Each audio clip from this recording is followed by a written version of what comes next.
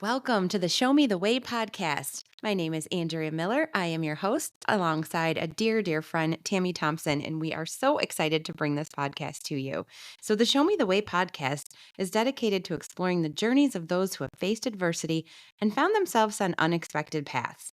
We will have meaningful, thoughtful conversations about challenges we have faced and how we discovered and forged new direction.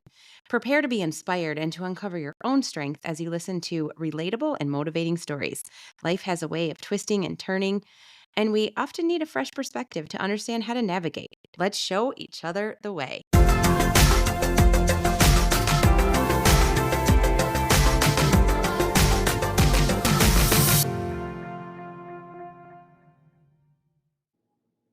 In this episode, we are joined by Connie McLean, a fellow dancer and friend of Tammy, who calls herself the Cancer Killa. Connie has had multiple cancers since she was 24 years old. She is now 58 and has dealt with several doctor visits, stints in the hospital, all kinds of treatments, hospice, and she even planned her own funeral. Connie so poised and professionally shares her story and how she gained the perspective she has after having to pivot throughout her entire life, and how medical stress and physical distress affected her marriage, her relationship with her daughter, and her work.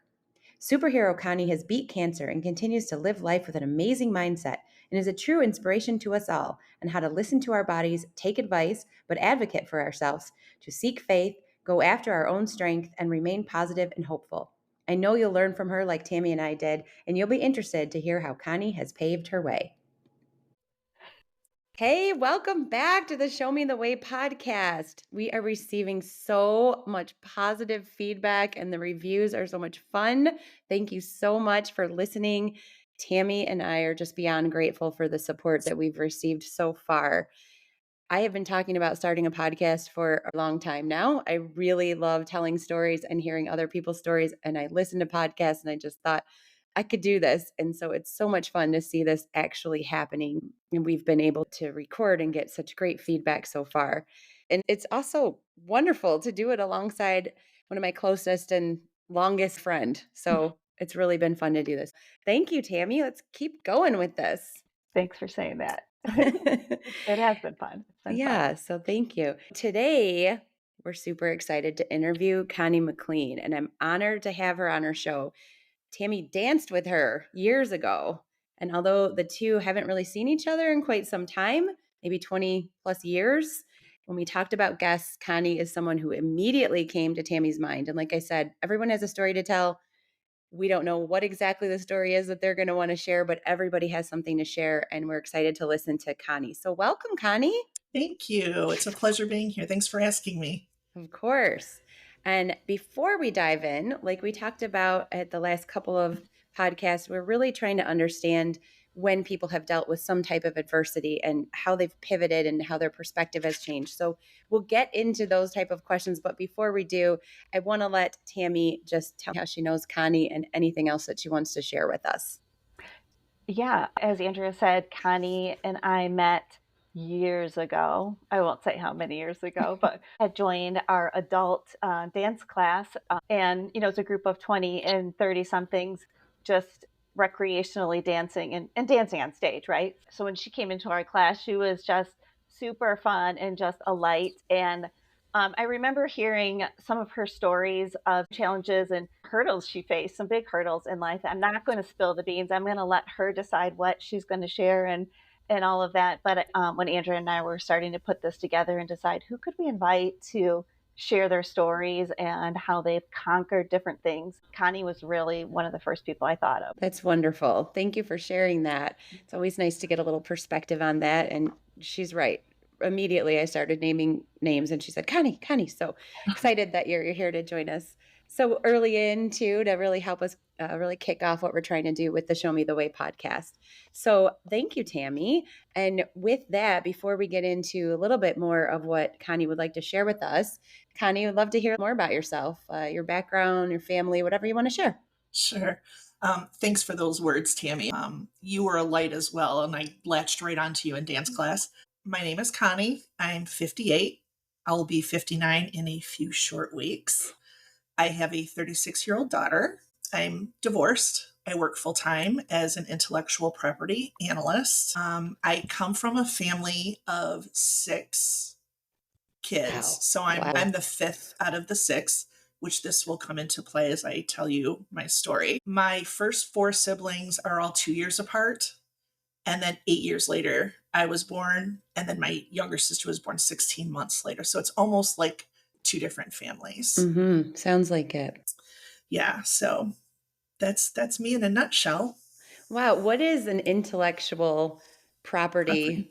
person? Tell Yeah, us more about that. it's in the legal field, and intellectual property deals with inventions and trademarks, copyrights, and patents, and I protect those globally for the company Okay. that I work for. Okay. Wow. Yeah. That's Wow. great. Mhm. Well, I appreciate you sharing all of that. And 36-year-old daughter, does she live close to you? Do you get to see her? She lives in the next room. She's Oh, very close. well, that's perfect. Great. So you have a really good relationship. Yes. That's She moved in when she had a really bad breakup. And I said, you know what, move in with me, save some money, buy yourself a house. But I have some health challenges, which we'll get into. And so it was easier for her to stay here to help me out. And I, in turn, help her out with finances and things of that nature. So it's sort of a mutually beneficial yeah, sounds like a situation. win-win. Hmm. Hmm. Perfect. Okay, well, without further ado, sounds like you've got some things to share. So I'm just going to let you share a time in your life or times in your life when you thought you had one path and then you knew you needed to pivot. So things completely changed, you had to adjust or take a completely different direction. Yeah. So I am the survivor of 6 different kinds of cancer, and a couple of them I've survived multiple times. My first cancer was bone cancer, and I was diagnosed with that when my daughter was 18 months old. I was married at the time, and you can imagine, you're first married, you've been married for a couple of years, starting out your married life, you buy the house, you find out you're pregnant, you have the kid, it's going according to plan, right? And then you find out you have cancer. And for me at the time, the word cancer just equaled death. And You how hear, old were you at that time? I'm I sorry. was 24. For sure. At that age, you just don't think anything is going to happen like that to you. Right. And I was a very healthy individual, active in sports. I played softball. I was in dance class. I lifted weights. I was running marathons. So if there was anybody that was going to be diagnosed with something, I kind of felt like I would be one of the last to be diagnosed with anything like that. Unfortunately, the kind of cancer that I had was a very rare type. It's called giant cell bone cancer, and not many people around the world are diagnosed with that. And of those that are diagnosed with it, you typically are diagnosed and you have the tumor removed and you're done. It rarely comes back. For me, it came back 3 times. And so I had a lot of surgery. It was in my right tibia, which is the bone leading downward from your knee. Had surgery there, removal of the tumor. They had to put in some cadaver bone to strengthen the bone so that I could continue to walk. There was one doctor who wanted to actually amputate my leg, but at the age of 24, I fought that tooth and nail. My doctors decided to do some x-rays on my lungs because if with such an aggressive tumor and it coming back so many times, if it was going to spread, it was going to spread to my lungs. Well, sure enough, 16 months later, it was in both of my lungs. And they couldn't even count the number of tumors. But when you think about a tumor, a lot of people think, I don't know, the size of a large marble or something.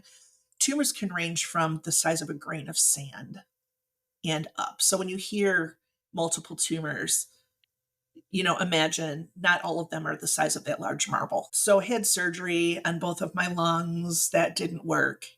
They kept growing back. I had some chemotherapy, I lost my hair, the whole nine. Chemotherapy didn't work, so I entered the hospice program. And hospice is for people who have been certified by their doctor that they have 6 months or less to live. So I stayed at home. I didn't go into a facility. I continued to work. My employer at the time said, take off as much time as you want. You're going to get paid 100%. I'm going to talk to payroll right now. They're to ask no questions. You're getting a full paycheck no matter what. And so I continued to work. I continued raising my daughters, stayed married. Um, 2 years to the day after I entered hospice, I went to the doctor, and I was still going not to receive treatment, but just to see the progression. And he did an x-ray, and he told me that my tumors were actually shrinking on their own. So that continued, and the tumors eventually just calcified. They became stagnant. They're still there. They're just dead. They're not doing anything. I went several years before my next cancer, which was skin cancer. And that was just a very small spot on my arm, basal cell carcinoma. They just scraped it off, and I was done with that. No further treatment. Again, several years, and I found out I had colon cancer. Mm-hmm. And keep in mind, as I stated, I'm one of 6 kids. None of my siblings had cancer. That was going to be a question, because you do hear sometimes it's in the family, or it's the same thing with my son. It was like something I had never heard of. So it's so crazy to hear people tell a story where it's like no one had heard of it, nobody had it, Right. and then of course, what is the reason it happened to you? How did this happen? Yeah, my parents lived into their 90s. They'd never had cancer. So I had genetic testing, of course, which my doctors encouraged me to get, and it's not genetic. So we don't really know why this is occurring. My siblings, when I was younger, used to kid with me because I'm the only sibling with blue eyes. They all have brown eyes, and they said, "You're adopted." And then this happened, and I was like, "Oh my gosh." No, I think it means you're something special. That's what I think. Wow. Yeah, so then a few years later, I found out I had cancer in my right breast, a ductal carcinoma in situ. And then I found out I had a different cancer in the left breast. I had that removed with some radiation, follow-up radiation. So that's the end of my cancer, I hope. I hope, yes. Wow. How do you get tested or checked? Is it just a check of the whole body? I mean, are you someone that needs to constantly be more concerned about that? I do need to be more concerned about that, yes, because of my propensity to attract cancer. I ended up getting a tattoo on my side that says Cancer Killa, so that if cancer ever rears its head in my direction, it hopefully can read and will leave me alone. I've learned to read my body pretty well. And I don't go in for like routine lung exams or bone exams or anything like that. I only go if I feel there's something wrong. And I'm, like I said, pretty good at knowing my body and feeling when something is wrong. Yeah, I was just talking to somebody yesterday, a friend of mine, about that. It's like we know our bodies so much more than anyone else or any doctor, and we just have to be advocates for ourselves. Yeah. I remember when I had my bone cancer and I had the surgery, one of the surgeries, and I kept thinking, this is infected. I think my incision's infected. My doctor was like, no, this is the way it's supposed to be. You're going to be fine. And I finally went to see him, and he squeezed it, and all this garbage came out. So he's like, yeah, that's what we call infected. You were right. Wow. Yeah. So all of this to say, this is not at all the way I envisioned my future to go. I thought, I would get married and have several kids. I don't know how many, but a few, and go on about my life and have the giant house and sit in a corner office in some prestigious law firm and have the grandkids and all of that. And not to say that all of that's not going to happen, but it's the path to get there is not the way that I envisioned. I sat on a panel at Beaumont Hospital where I had the majority of my treatment, and it was called an I Can Cope Cancer Panel. And it was for those who were newly diagnosed with cancer. And being someone who had been through cancer many times, they asked me to sit on the panel. And the thing that most people asked me was, so how did you mentally get through this? Like, what made you able to continue with all these treatments and the sickness and the this and the that? And the only thing that I can tell you is that when I prayed for one thing, and that was strength. Because I felt like I was a little bit out of control. I couldn't really control what was going to happen to me. Things happen, and you have to roll with it. But the one thing I could pray for was the strength to handle whatever that was. Whether it was you have more cancer, whether it was now you don't have any cancer, now you have to figure out your life, when at one point you thought you were going to die and you had to figure out your death. There was a lot of pivoting for me. I actually planned my own funeral. Yeah, it's all set. I had to get my daughter some counseling to how is she going to deal with the death of her mother at such a young age. When I was told I was terminal, she was 4 years old, and they told me I wouldn't see her start kindergarten. And so we had to get counseling for her and for my husband at the time. Like, how was he going to be a single dad raising a little girl and all the things that come along with that? So what I always prayed for was just the strength to handle whatever it was that came my way. Well, I think you are the epitome of strength just listening to you. And I would like to send you a cape because you are a superhero. I actually have one. I love that. We need a photo of you in it for the promotion of this The episode. Cancer Killa cake. Yeah. That's what it says on the back. It says Oh Cancer my God. Killa. Yes, Yeah. that's the photo that I want. Listening to you talk, everybody's story is unique, obviously. So I never want to take away or say my story is like yours, but strength is such an important word there. When I found out about my son's diagnosis, so many people said, "You're so strong." And I had a really hard time with that. I'm like, I'm not strong. I'm just doing what I have to do. But praying for strength and putting your faith in God or a higher being to help you through that, that is extremely inspirational. And that's what we do.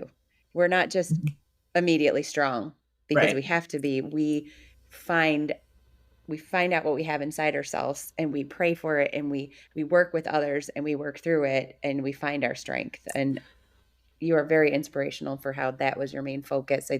That's the reason you got through it the way that you did. Thank you. And you bring up a good point, and that is, when I say I prayed for strength and I, powered through, that's not to say I didn't have my moments when I completely and utterly broke down and wanted to give up, and this is not worth it. It's too much. And why am I doing this? And, the why me question. Why me? I have 5 siblings. Why couldn't one of those idiots get this? Like, why are you picking on the green-eyed girl? But, at the end of the day, like you said, what's the alternative? You're faced with this obstacle. What are you going to do? What are you going to do? What are you made of? And I just decided, I just made a decision. I'm going to fight this, and cancer will be sorry. And it so far has worked for me. But you bring up another point too, and that is a lot of people would come to me with their stories of adversity, and they would say, my issue isn't nearly as big as yours, and I don't even want to compare. Whatever your issue is, it's your issue. And it doesn't make it less than, because in some circles, someone else's might be considered more important or more serious. Your issues are your issues, and they're just as important as anyone else's. And it doesn't matter what that issue is, because I could say, well, my issue isn't as bad because I'm living in a country where I get first-rate medical care and I have clean sheets to sleep in every single night. There are people who are fighting the way that I fought in countries that don't have that. So does that mean that my issue isn't as big as theirs? No, everyone's issue is important. It's happening to you, and it's important. I do say that to most people that start to share stories. Like, they always start with that disclaimer. Well, at least I'm not dealing with what you're dealing with. And it's like, it's all relative. That's another reason I wanted to do this podcast, because I want to hear how you have been shown the way, or how you show other people the way, and how your perspective has changed based on what you've been through. So I appreciate that so much. Yeah. And Andrea, I know that there have been times we've had conversations and I'm venting about something going on with me that was like work related, just the stresses of everyday work. And it's like, I would stop myself sometimes. And you've said that to me. It's like, no, I'm like, oh gosh, here I am about this silly thing. And so I think that's really great for people that are listening. It can be little things, and it's your reality regardless of what it is that you're going through. And we can all learn from each other in that way. Yes, That's exactly. Yeah. That's very good insight. And I do like to remind people of that, especially when they're talking to me, or I'm sure, Connie, when people start to talk to you, you're like, hold on, it's all relative. You've been through several things, but what they're talking about with you is just as important at that moment. So I appreciate you sharing that. Yeah. I've also dealt with some like survivor's guilt in a sense, because you hear every single day, friends, relatives, on the news, of people dying of cancer. And I sit back and I think, I've done this 6 times and beat it every single time. What? Why? Why is this not happening for other people?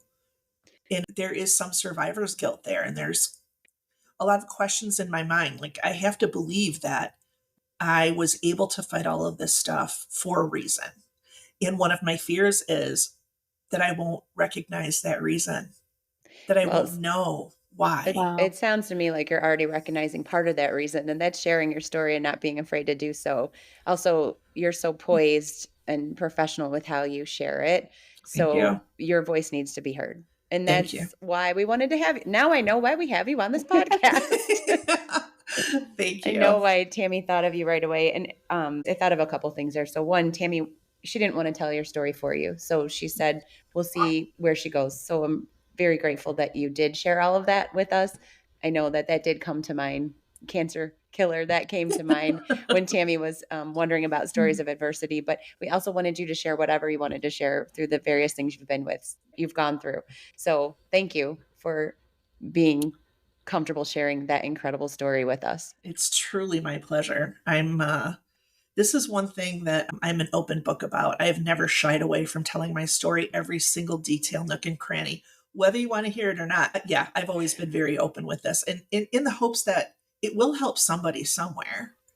It will. I can think of 3 people that I'm right off the top of my head that have to listen to this immediately, but I know there's several more. So thank you. And you're not selfish at all about it, but in a way, it probably is a little bit therapeutic for you too, right? To think like there is something you can do, you can give to others while you're also, at times struggling through all Mhm. of this Yeah, yeah. madness. I've gone through too where people have said to me, wow, every day just must be just magical for you and it must be full of sunshine and rainbows. And, at first, like immediately after beating a cancer, yes, I do feel a sense of immense gratitude and I look at things differently. But that can't last because that's not reality. Birdies don't dress me in the morning like Cinderella. I have to dress myself.